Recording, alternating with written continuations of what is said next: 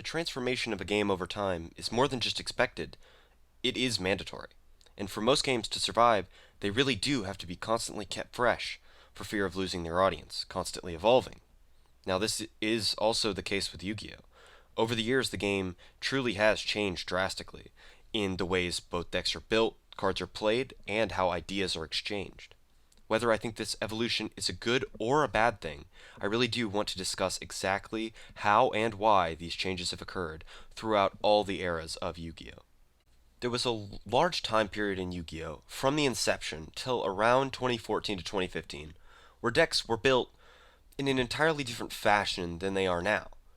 Because the game was so advantage driven, decks were built on the pillar of taking high value exchanges to gain the upper hand in any given duel. Because the game was built on this advantage game, naturally, decks were built to get a head advantage, trading constantly and favorably.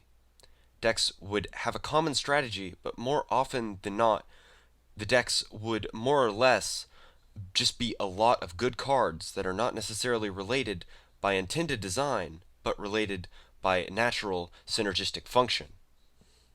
Let me give some examples of what I mean when I say this.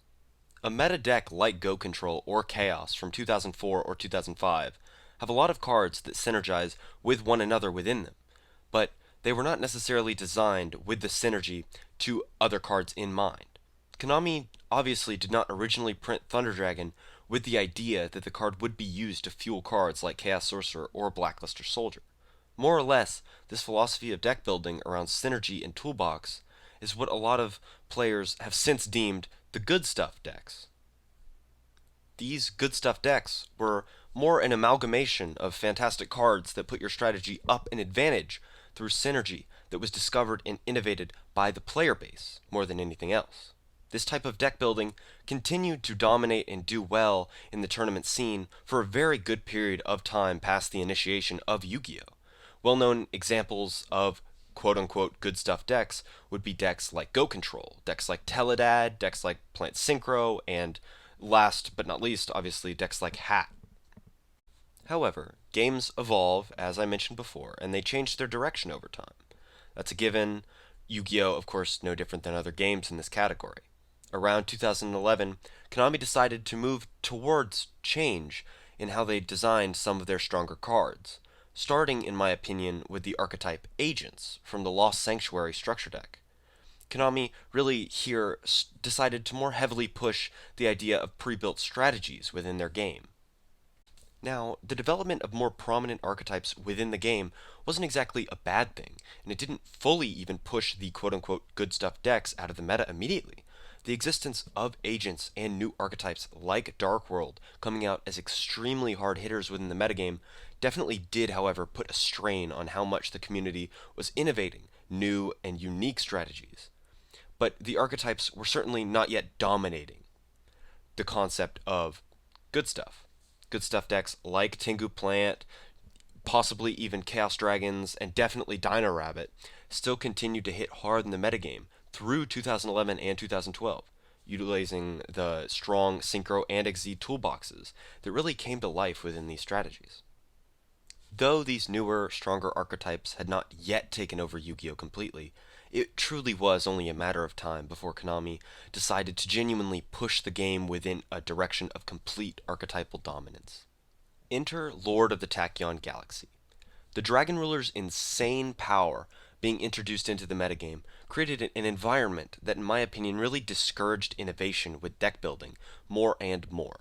The Dragon Ruler spellbook format really was a lesson in absolute power creep.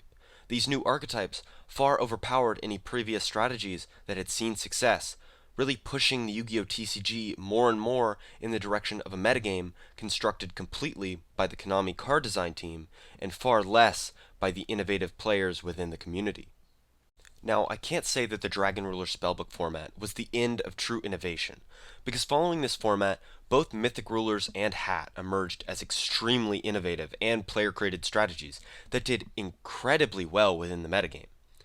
Though the dominance and uprising of archetype rivalry as the new structure for the Yu-Gi-Oh metagame was obvious, I don't think that the Dragon Ruler spellbook format was the best example of that becoming the real norm. More so, it was just a powerful first step towards it. The true moment in time where I believe Konami decided to take the full leap from a more constructed metagame to one dominated solely by the existence of powerful archetypes would be the infamous set Duelist Alliance. Now, Duelist Alliance was a set absolutely jam-packed with powerful meta-warping archetypes, all the way from Shaddoll to Satellar Knight to Burning Abyss. This set was really Konami making a statement to the player base that archetypes were the direction of Yu-Gi-Oh! Now, this video is absolutely not an attack on Duelist Alliance, or the modern, more archetypal structure of Yu-Gi-Oh! Overall. I think the Duelist Alliance format was actually fantastic and a lot of fun, and my favorite deck of all time came from the set, as a matter of fact. Even so, I do think it's an important thing to analyze, that this was the moment in time where Konami's design structure altered completely, and they really went from printing cards that would be considered strong on their lonesome to more so focusing on creating strategies whose power is generally dictated by the strength of the cards within the given archetype. Now, what does this mean for the future of Yu-Gi-Oh? And what effects has it had on the game as a whole up to this point? I've really genuinely pondered this question a lot, and I think I've finally came up to a reasonable conclusion. Now, the impact of this kind of strategy-centric card design really takes Yu-Gi-Oh! Further and further away from the general one-for-one advantage game of the past, and further toward a game dictated by the question, can I successfully achieve the win condition my archetype has been assigned?